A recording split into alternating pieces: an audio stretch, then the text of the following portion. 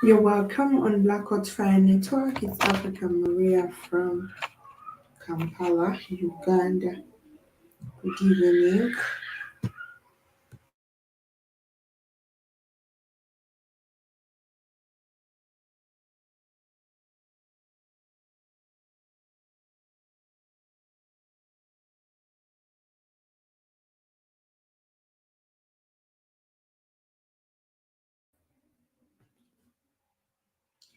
You're welcome on Black Hot Fire Network, and it's Africa Maria from Kampala, Uganda.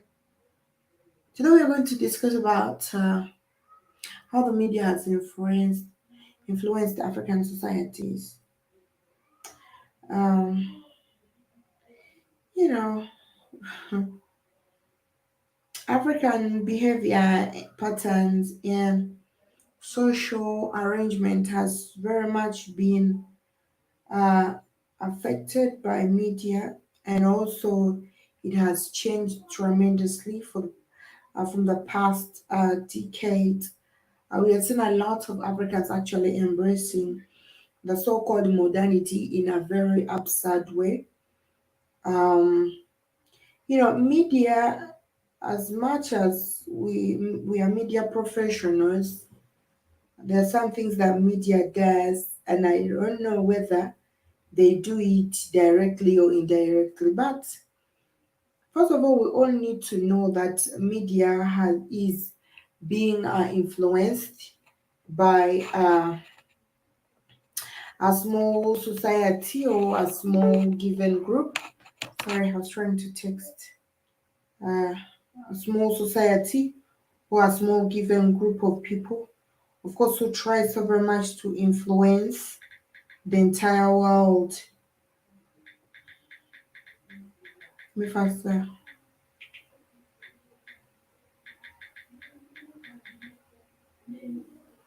So they've so very much tried to influence the African society. Sorry, I was trying to text the family because some of the channels were taken down, so we are using these other channels. I guess that's why the notifications are always very late, coming late. So going back. So a lot of these I recall incidences like where I see a lot of Black Americans actually in argument with some Africans. We got this whole group, and I don't know or how proud it makes Black people to argue about. You're taking this from us. You saw this from TV. You're wearing the pull down. It was our system. Um, you know, you're wearing, I don't know. Basically, it's always about wearing and the music. So you're doing this music towards our music. Now, those are the Black Americans, of course, trying to argue with Africans. And, and the poor we are looking at media, and then we see how the Black Americans be behaving, and probably a few people start picking the lifestyle. But I only came to realize that sometimes some of them feel very bad, like, why are Africans behaving like us? Because that is basically the argument. Because if it was something to be proud of, they wouldn't be arguing all the time. I see a lot. Even I remember watching a video here. I think it was Keith who played that video here on Black Fire Network. And I saw a brother was trying to, argue with a Nigerian brother. About you copy everything about us. You don't want to leave your African style. You're copying our style. I don't know which one is the Black American style and which one is the African style. My understanding does not really give me that hint of. If the women start wearing the cornrows, if African women start wearing the cornrows, so uh, the Black American women should also come in and start fighting about this cornrow. Okay, because I read an article that said the cornrow, African women were wearing that cornrow and they were stealing. Is it some, they were trying to bring a message and something like that. And then Africans also have their own stories about the cornrow. So we have our own story straight up from the ancestors, and this was the style that they used to wear. So the Black American starts arguing about it. It was our style. I mean, I sit back and look and say, okay, are we sick? Do we have a mental problem? Like, why are we even arguing about this? Why am I even arguing about an African wearing the pull down, and that's our swag. So you're all putting on pull down because you copied it from the Black Americans from the US, and now you're wearing it. What the fuck? Like, why are we even arguing about these nonsense things that even have got nowhere? Well, I may sound a little bit bad, but that's why I look at such kind of instances, like, because so we should also start complaining about the Bantu knots. Like, okay, why do Black American women wear the Bantu knots? I mean, this was ours, and then they also tell you it was ours, during the slave. Yeah, the cornrows were the used to do the cornrows were ours because our ancestors during slavery they used to make those lines to communicate, and others said they used to hide some food in there. Others used to communicate through those lines. I mean, so very crazy.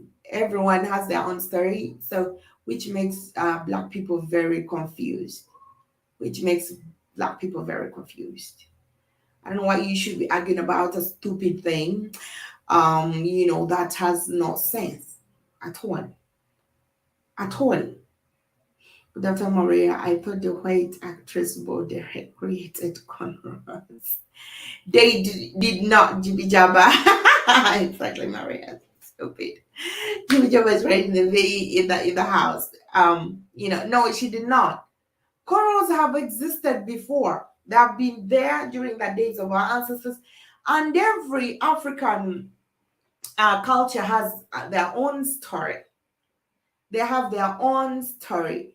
Okay, so why should we be backbiting? Why should we be biting each other's mouth like, be king, like we are bad over stuffs that do not, bring unity? If I look at Jibi Jabba's wife and she looks good, and I know she got that skin, I don't know if she got that skin complexion like mine. I'm doing this an example, Jibi Jabba. I'm sorry, so don't.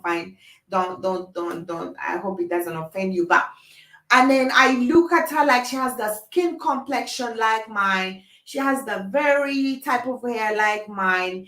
And I'm like, okay, so if she's looking good in that, that means I'm going to look good in that. What is wrong about somebody doing what you're doing? Is that a crime? Why should we be fighting all the time about, and the funniest thing, for me, when I'm on social media, the moment I read your comment, I just go straight up to your profile and try to see, because I don't just respond to people anyhow. So I just have to look at you and see if you're worth my energy, if you're worth my time. Sometimes you look at people when they're really growing. These people are always in these arguments. Our grandparents, the people who are really growing. People who are 60 years, 70, and you're really fighting about a Nigerian man trying to copy the pull down. That was our style. Do you even know the meaning behind the pull down? Before then you start calling it a Black American style of wearing pants. Why even arguing about that, the cornrows? Like, they have this style now. Africans, come on. What is your style? What is your style and what is not my style? Whatever, but that is it. So a lot of, going back to a topic, a lot of Africans are influenced by the media. A lot of things we see on television and other media platforms that we do adapt, that have actually changed the concept of life down here in Africa. Now, most of the people outside Africa, when they hear the word Africa, there is that picture that they create in their mind. And in most cases, the picture that they create in the mind is the picture that the media gives them. The first thing, whatever you have in your mind, I don't know. I don't want to start thinking about what Jibba thinks about when it comes to Africa. I don't want to think about what everyone thinks about. But in most cases, what you think about, the picture that is created in your mind is the picture that the media has given you, is the picture that the media has shown you, is the picture that probably somebody has, told you about. As much as it is good for us to talk about facts and in its reality, um I feel the media has so very much brought out only negativity about Africa. They have not brought a lot of things, a lot of good things that are in Africa, So most people are very, very, ignorant about the facts of things here in Africa. That's why I see a lot of African, people trying to make some funny TikTok videos, trying to give them opposite answers, which I personally don't agree with, because when it comes to Africa, I would really love to tell somebody the goodness about it. I cannot beat around the bush about anything. So if you ask me, like, you don't have Royce, there is no way I'm going to give you another, because I'm so very proud to inform you about what I have down in Africa, or about what Africans have.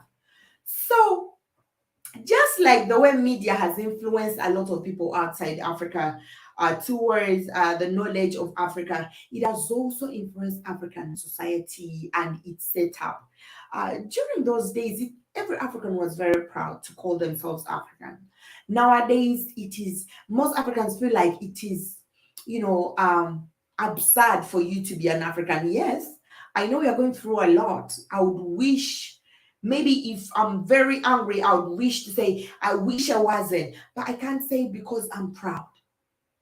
There is no way, there is no situation in Africa that will make me wish that I was not.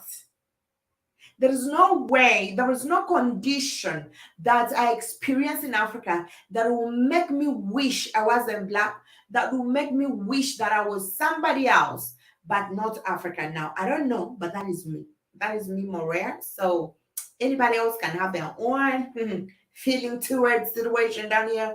But as much as we're experiencing our ups and downs, I can proudly stand and say, I am me, I am Africa, and I'm not going to negotiate this.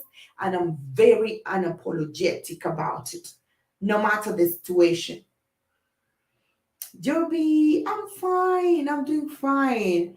Self-hate more than being proud. Yes, yes, I know. Yes, I'm all doing fine. All we see are the same children commercials with fly. Loudon Baby is not the richest continent has. Africa continent has a lot. The richness expands and extends to the depth of the African spirits, the souls, and the appearance of the Africans here in Africa. That is how our wealth extends, from the minerals to the resources to we, the Africans, the richness we have in our bodies, our minds, and everything about us. And forget these flies you see with these other people. Maybe someone, forget that. Sometimes flies are. So sometimes flies come like in big numbers, more especially when it's kind of rainy. A lot of flowers, are growing, and so that the nectar and all that is too much. Being Africa is a green place. So yeah, you expect some flies. So the pictures they show you, crazy shit. But Africa is a very good place. So a lot of Africans actually, because the media shows them that, I don't know how I allow media to influence me as an African person. Like I'm seeing a picture of a child having flies on their lips, on their mouth, and I'm like, okay, I cannot be this, but you know exactly what's going on. You know why those children are having that, and you know there are some other children who don't have that. So what is it? But a lot of Africans have been influenced. One, we are seeing a lot of them trying to bleach their skin. They try to straighten their hair with chemicals, because all most of the commercials that run all over television, it is very hard for you to find a black woman with an afro hair. And we all know women are people who love picking out things like, I don't know whether you call it style, or, what, I don't know, how do they call it here? When a new hairstyle comes in Africa, you see like every woman is running for that style. They want to have that hairstyle. So where do they see these styles? From celebrities, from commercials. Now, most of the commercials that run down here, it is very hard for you to find an African woman with an afro hair and all that running a commercial, except there are some other creams where I see a dark-skinned woman. I think is it Nivea, or is it Nivea and what is it? I'm trying to remember.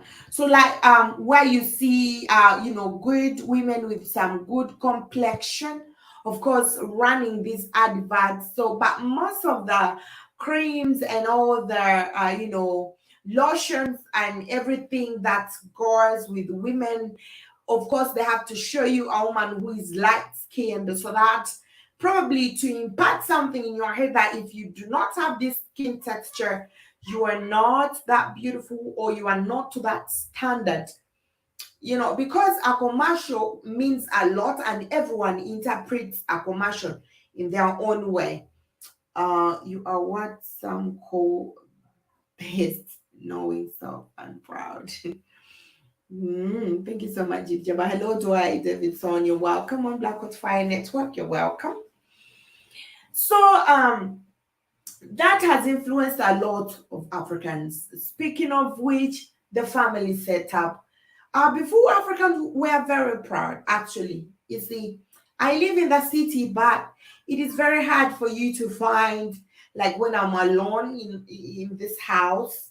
If my mom goes, my brother's coming in. If my brother's not there, my brother's wives are coming by. So I personally do not like living alone, because I grew up when we were many. Our grandma was there, our mom, and our nieces, our nephews, and everybody. So I'm used to having those people, a lot of people around me.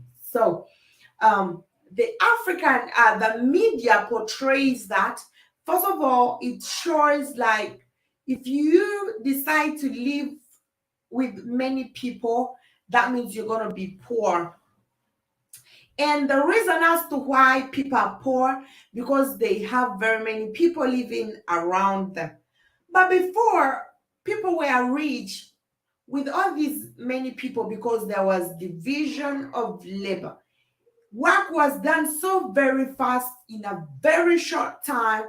If we are about to go and do something, let's assume like a business, that means we are many heads that are going to concentrate on our business and probably even yield a lot of benefits.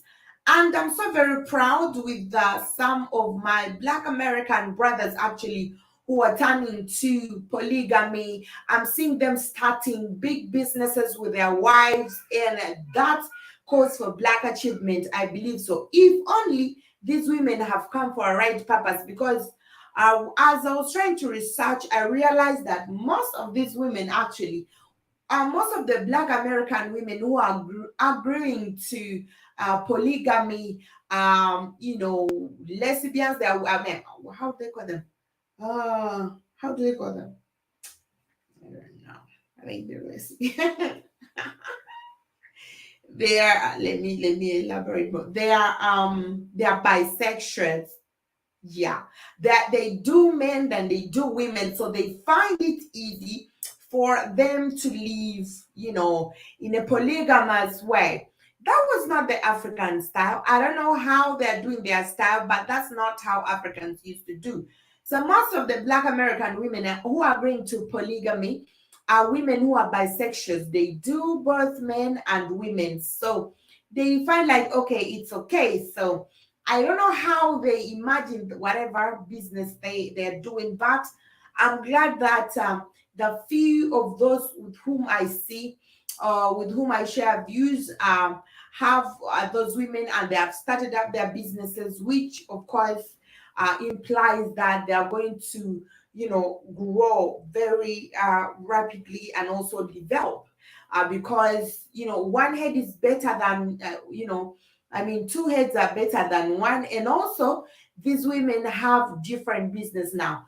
This is the thing that they have put in African people. First of all, if your family is very small, it doesn't mean like you should produce all those children. If I talk about family, your large family, it doesn't mean that I mean a woman should go around and produce. Oh, come on now. Kids, shut up. What is that? I'll not read that comment. I'll not read that comment. Bye. Bye. Who is teaching you those ugly words here? Mm, Kids, whoever is teaching you those things should stop. I cannot even read that. That cannot even come from my mouth. So, anyway, so polygamous families or polygamous marriage should not be about a woman liking another woman, or a woman liking both men and women, and she's using this as an advantage to lay with a man at the same time with a woman. I was following one video where one was like, it's okay, I go to bed with both my wives, and my wives are not jealousy about each other, and they are so very jealousy is very good in a relationship. This is one thing I know. First of all, jealousy was very okay in African tradition, though not to that psychopath, kind of jealousy where people think they want to kill others, but jealousy was okay. In African society, where even men married more than, four women, women were jealous, but how would they exercise their jealous? They were so very much trying to out compete the other.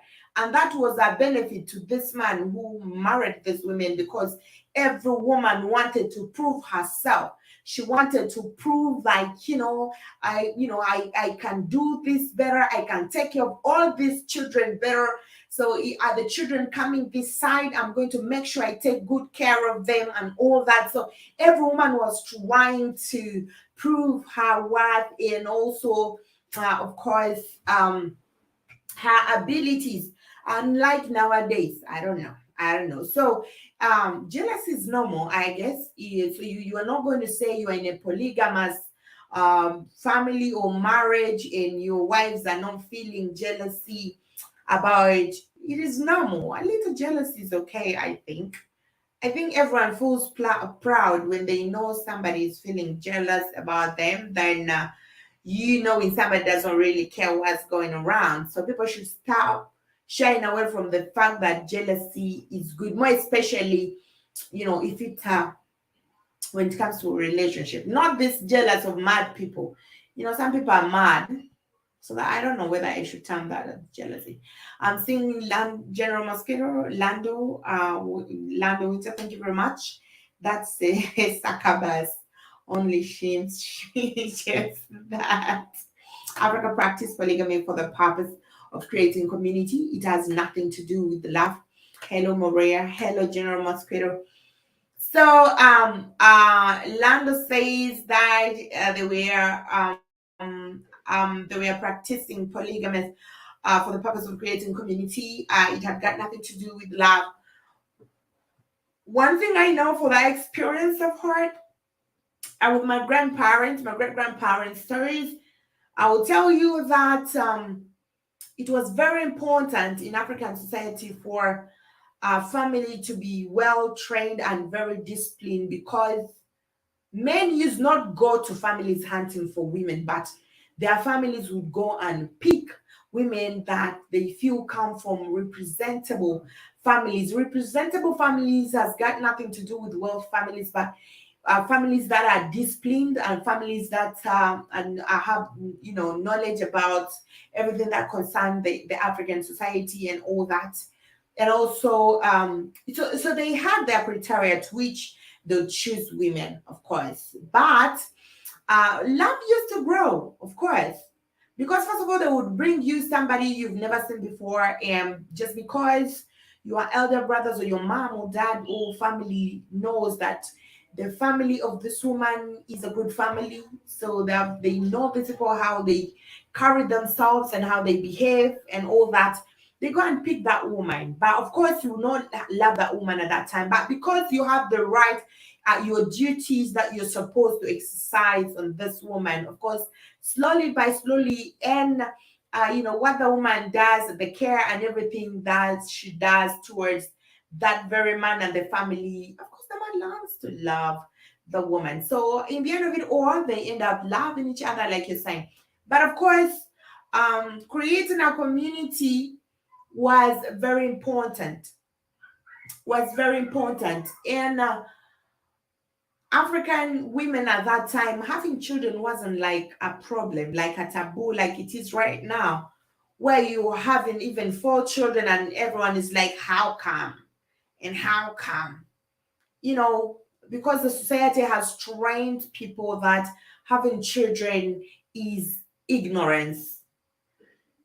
It's ignorance. There's some women I read in comments in of course Facebook, groups, like, oh man, is so proud. I mean, look at the way the child is crying. That's why I can never have children.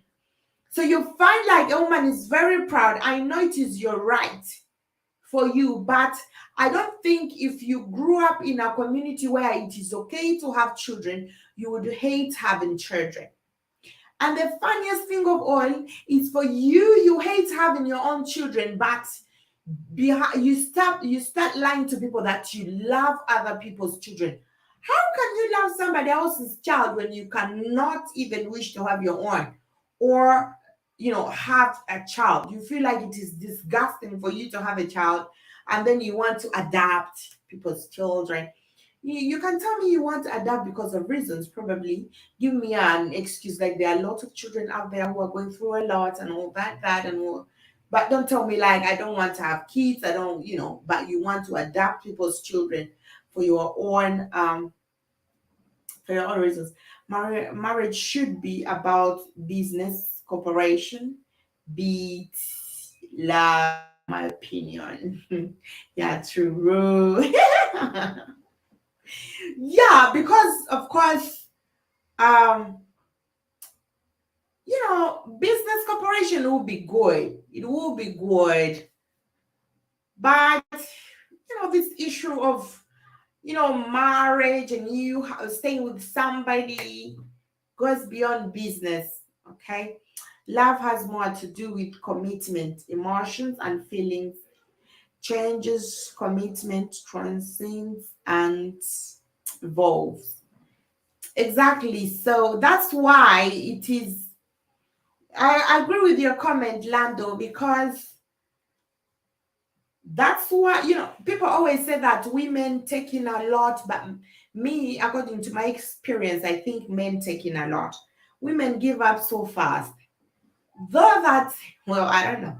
I don't know, but we men are people who endure like a lot, because there are people who ignore a lot of things by nature. That's what I know. That's why when I see someone who doesn't ignore some minor stuff, I'm like, because one thing I know, men ignore a lot, they overlook a lot of things, because for them they have their own, there is a way they view things, and their own, and that's the difference between men and women, because for us we view things differently. So yeah, with men, love, of course, um evolves, and it grows, it transits, more especially when a woman shows her commitment.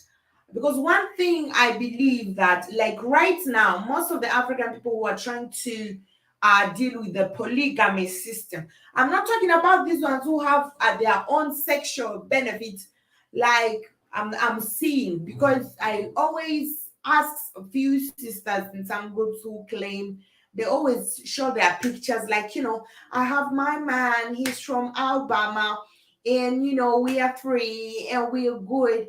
Actually, there is also these women who, women who are marrying one man. So we are from Alabama, and then we love each other. We are trying this business, and the man is standing in the middle of them all. And I usually ask them a question. So, do you do that, woman?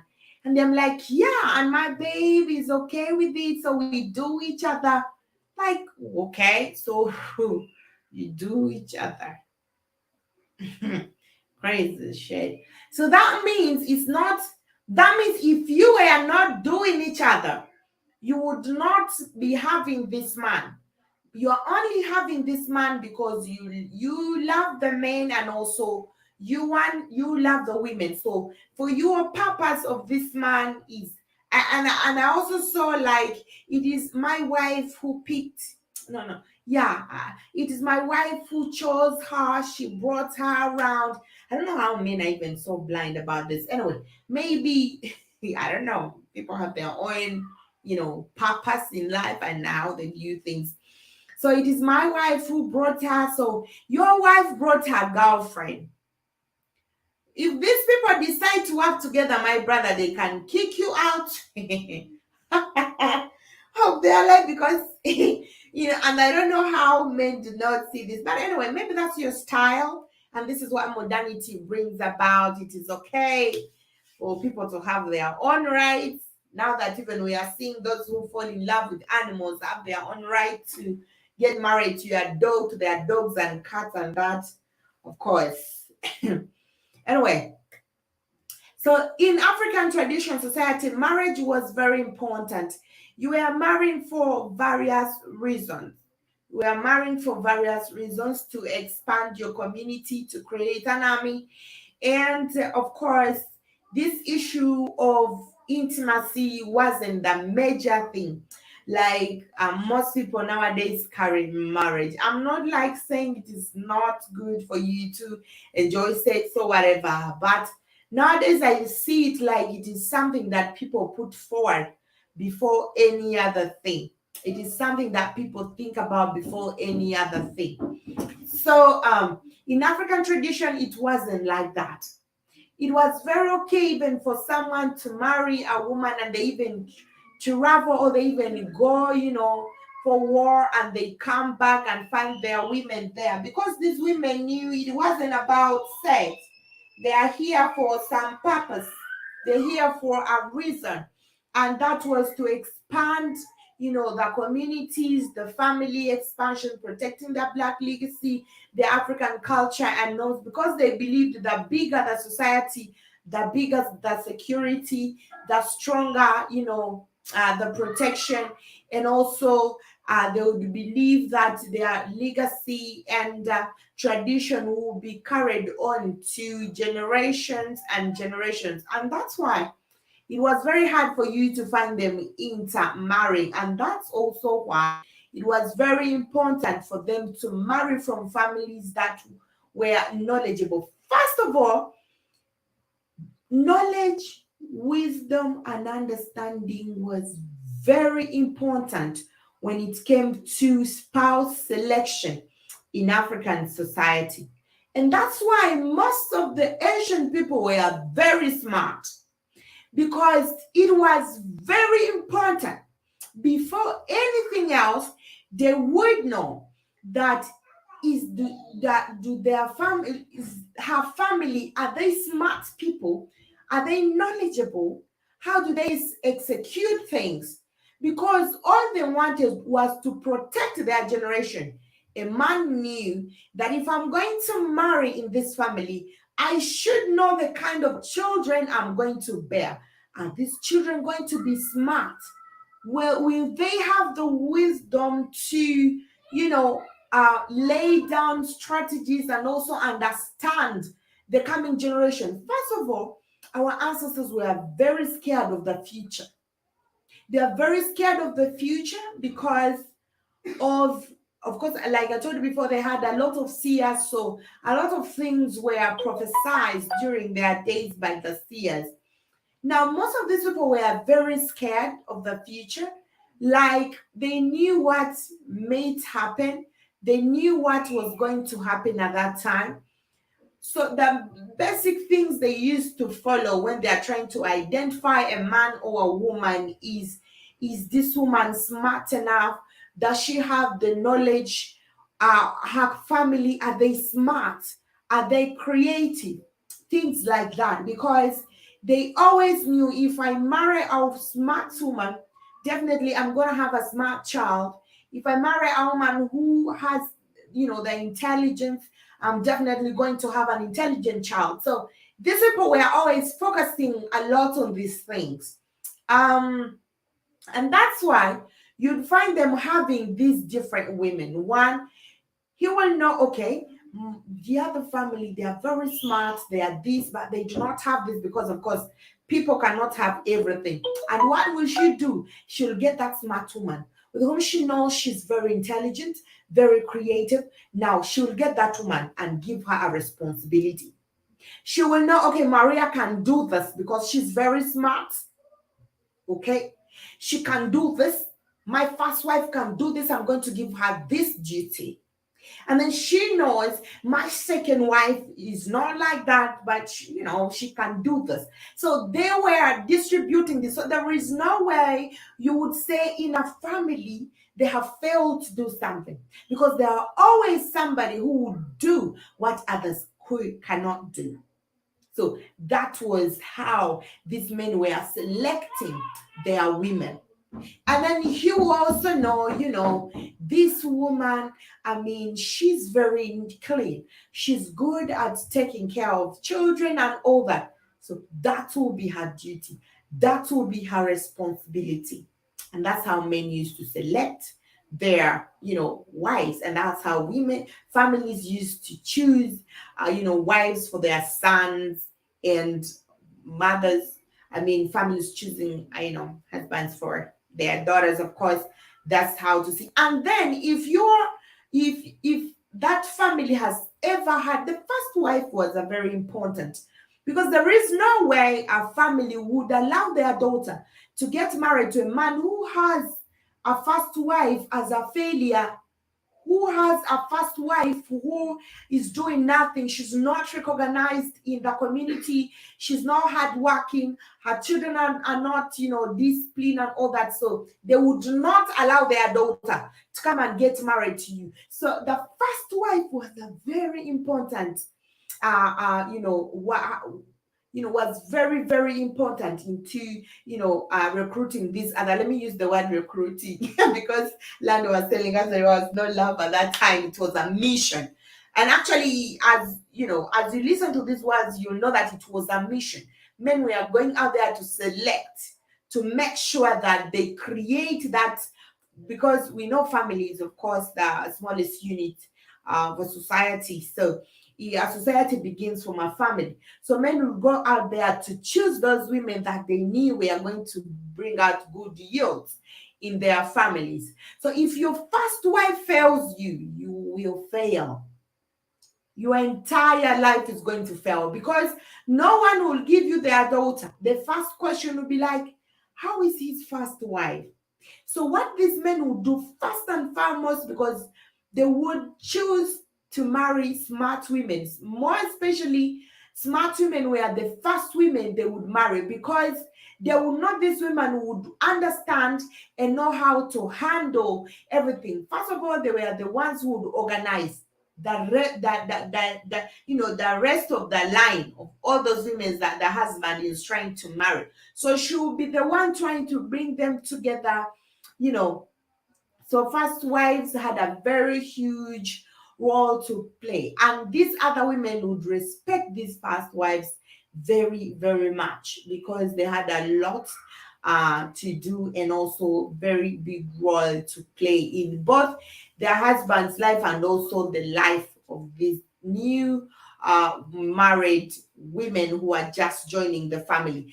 But I like today that media has shown us another different, another different side of polygamous marriage. Like, is not okay. I know the world has changed, that people feel like you cannot own somebody. If I love you, I do not own you. I don't know. But people feel like if they're in a relationship, they own. There is that. I don't think that is a relationship. I don't think, whatever. Let me not talk about those things. Let me first read your comments. You always made your equal better. Ah. Jibijaba, let me read your comments out loud. Jibijaba is saying that you always met your equal or better, not a ready-made family with someone's bastard child. Come with the resources. In African tradition, marriage was a function of wealth men. In African tradition, actually, it was very rare to find, poor people, because like people used to share like almost everything. And what made a man wealth is the children this man had, because at that time they had a lot of land, they had, a lot of resources. The more you have people who are going to um with whom you are going to distribute these resources, with whom are going to receive these resources, of course, that means you'd stand an advantage of having more wealth compared to those others who are had few. And of course, imagine if you have a family of like four wives and each of them has like two children or something like that. And imagine if I told you had to cultivate a piece of land, how huge this land would be. I know someone will be talking about, I know if we talk about wealth today, the wealth today cannot be compared to the wealth um, during the days of our grandparents. But still, imagine that you have this family and probably you're starting up businesses, or probably you have agreed to start up one business and distribute it to these different people. And now imagine if you bring that money together, what is it going to be like? Is it going to be like those other people who do not have, or is it going to be like people who are only two? So you can still see how issues nowadays have changed very much here in Africa. Sorry. Uh, the wealthier, the more access to wife and land. And land. Okay, the wealthier, the more access. Yeah, because at times, even parents, I think, would just give in their daughters because they would know, my daughter is going to be happy with him because he has all the means, or, making her happy. My daughter is going to be happy with him because he can take care of her and all that. So that's why it was very important for an African man to make sure that he works very hard to be able to be a man and be listened to in the community. So it was very important. And if you, in Africa, every man made sure that they really built something for their children, because it was very important. Your wealth was extending to your children. Your children will just add a little and also continue, and those others add on like that. And like today that I hear that some parents say, let the children make their own money, I don't give a damn. So but that's it. That's what the media is like teaching. So back to the media and how it has influenced African societies. You know hmm, African society before, it was very, I say it, generational wealth. That's a comment from Joby. Yeah, generational wealth was very, very important. So every man had to make sure, and every mother had to make sure that they work together with their husband to make sure that the children they're having, attain that wealth. Because if if you are not able to do that, that means your children will live in absolute poverty. They would have nothing at all. So it was very important at that time. So in African, society today, things have very much changed. We have some other social societies, yes, which are still very traditional, but most of the society have changed a lot. I'll give an example of like what we call the back clothes here in Africa. The back clothes are usually in Africa today has been associated with the voodoo. It has been associated with the black magic, but this is the cloth that was there before any other time. And actually, some clothes are made from that because the back cloth is made from a certain type of tree. And according to African society, people used to wear those clothes. They would make those clothes from trees, and there's a way they could manufacture them and they wear them. So, but today, if anyone sees you having that cloth, the first thing that is going to come into their mind is like maybe you're a witch doctor or you are someone who is good at doing voodoo and all that. But this is the clothes that happened, that was here before these other type of clothes were introduced. Now they are associated with bad things, just like they associate everything African tradition bad, they associate it with bad and everything about it. So they are trying so very much to neglect the identity of black people because of course the symbols that you cannot do away with the symbols because symbols are the ones that represent the black community. So they are very much trying to do away with that and introducing religion down here and a lot of things and neglecting the black tradition and how they used to carry themselves, of course. So, like almost a biggest percentage of families now have children who speak English, no matter the age. And you will find that these children can speak proper, in good English, and they cannot even speak their mother tongue, their local language fluently. They cannot even speak their language fluently. Now, that means if Africans do not embrace their local languages, in the future, in the coming future, we shall be speaking English. We shall have dumped our local languages, more especially the people who live in urban areas of Africa. They have so very much neglected the traditional languages and embraced, the Muzungu language because probably that makes them feel so proud. Like, if I'm speaking English, that's very bad. I cannot be speaking my language to show that I'm very local, that I'm very illiterate. When you speak your language in Africa, you're very literate. Somebody might even ask, ah, man, you're speaking a very heavy word. Where did you grow up from? That will be the first question. Where did you grow up from? And who are you? Do you know a little bit of English? Why do you ask me all that? Is it because I've spoken my local language? Do you think that I cannot speak English simply because I'm speaking my local language? Am I very literate and very local? Not that can't speak Swahili mother tongue is tribal. They can't speak Swahili. Mother tongue is tribal.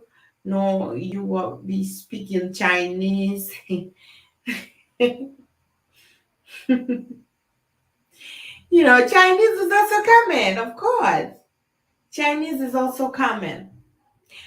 Before the Chinese, of course, they were trying to create Swahili. They were trying to make Swahili um, compulsory in all levels of education all over East Africa, where even we created the East African national anthem, it was in Swahili and all that. Now, I don't know, the Chinese are coming and everyone is beginning to share away from Swahili and embracing Chinese because probably they feel it's gonna be like something huge. I mean, for you to say Chan, Chana, Chan, whatever.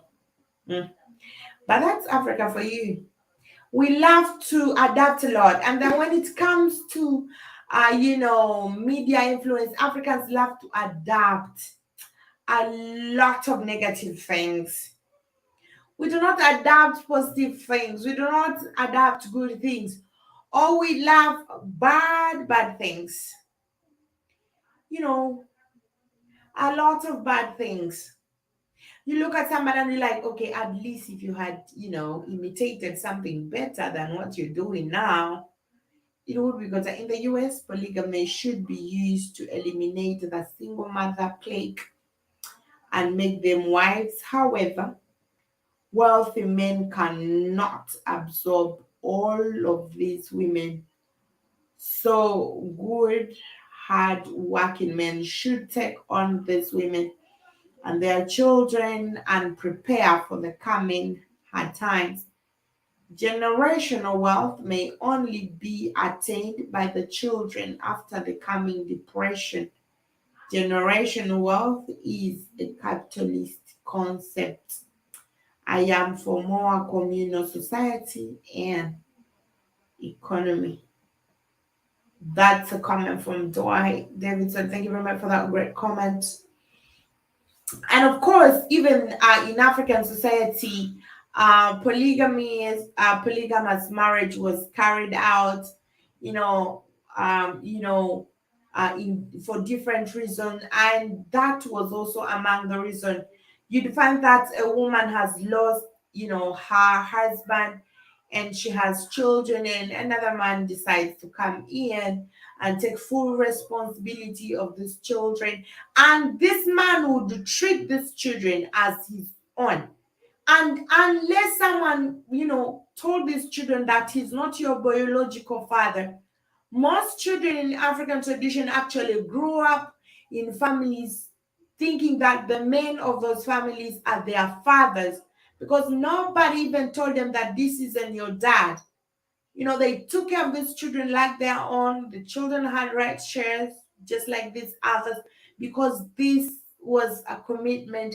This was something that this man swore to do, and African men used to do that. And African women were not scared of going and joining these other families because they knew these men would keep their promises, and they knew it was only okay for them to get married because their children needed a father figure and these women needed somebody to take care of them and their family at that time.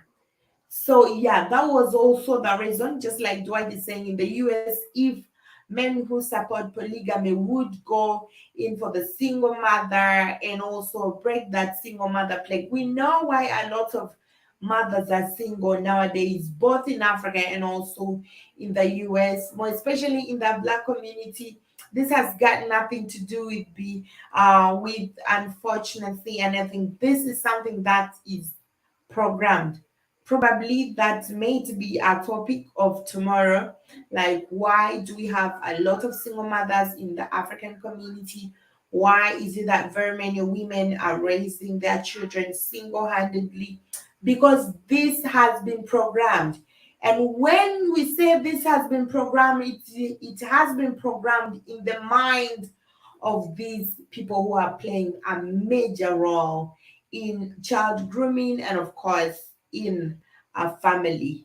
So you'll find that they find ways of making sure that parents do not stay together. You see every other language on a product inside except Swahili. Yeah, but in Africa we have some where there is Swahili. Yeah, in Africa we have some products where there is Swahili actually. Yeah. The Western woman is a narcissist.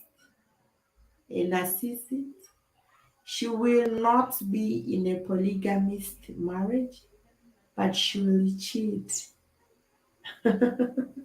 She will cheat on you. I don't know. It takes understanding, intelligence, strength, and also confidence of a woman not to cheat, more especially when they're in polygamous marriage. And I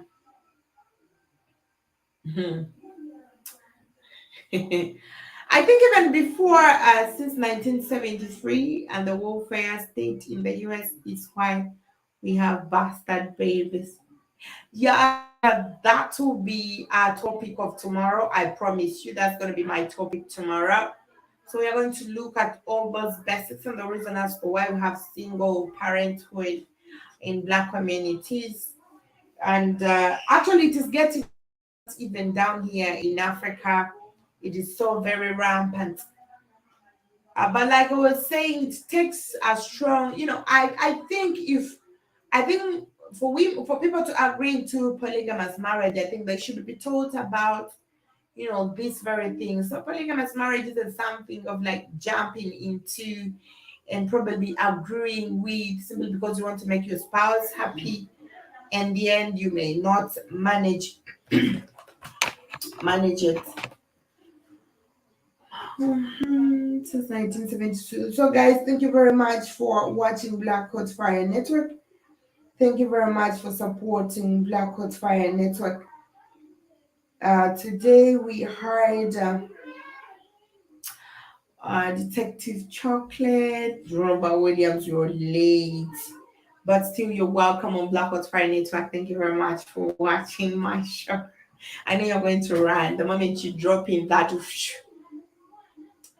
Wokuba Sirik movies like Claudine and TV shows like Julia popularized the black single mom. There are more women born than men. We have gay men or men in prison. Listening quietly. Yeah, thank you very much for listening. I know you always do. I know you always do. Jupiter says that why I should not miss it. Yeah, I'm not gonna miss it. We had we have one of um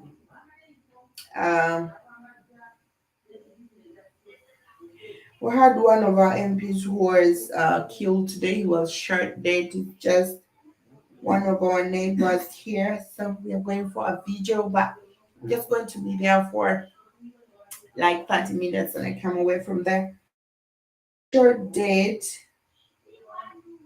you know, he was shot dead by his bodyguard actually, and the bodyguard also shot himself dead.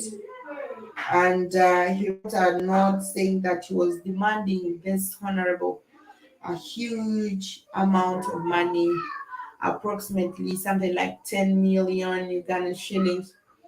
And every time this man, refused to pay him. So this man, I think, was traumatized. He was devastated. His family needed care, and this man, failed to pay. So this man just shot his escort, shot him, and also shot himself.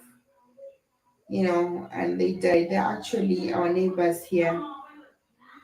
He had refused to pay the bodyguard his salary, and I guess this guy got so furious, you know, and killed both his boss and himself. So yeah, that's the situation we have. Then he's just a neighbor, right? But I'll have to go there the video for something like 30 minutes, or not 30 minutes. 30 minutes is even too much. 20. Still we still live in that African thing. You have to go there so that they can say, okay, she came around. So that's how they do. If you don't go, everyone will be criticizing, like why she doesn't come when shit happens and all that. So yeah, That's according to African tradition. We take care of each other no matter how bad the situation is. That's Africa for you. Anyway, guys, thank you very much for watching Black Hot Fire Network. It has been Africa Mariah from Kampala, Uganda. I sign out. See you tomorrow with that great topic. Why we have single mothers all over the Black communities. See you tomorrow. I'm not going to miss it. Take care of yourselves too. Thank you very much, Jib Jabba, Robert Williams. Thank you very much for listening. Dwight Davidson, thank you so much. Jerome Peter, I saw you around. Joby, thank you so much. Keith, thank you so much for coming by. Lando, thank you always so much for coming through and also supporting my insurance. And everybody who has been watching, thank you so much. I've not seen the other Danny Harrison. I've not seen you coming through, but I hope you watch a replay. Thank you very much, guys. Stay positive, positive energy around. Bye bye.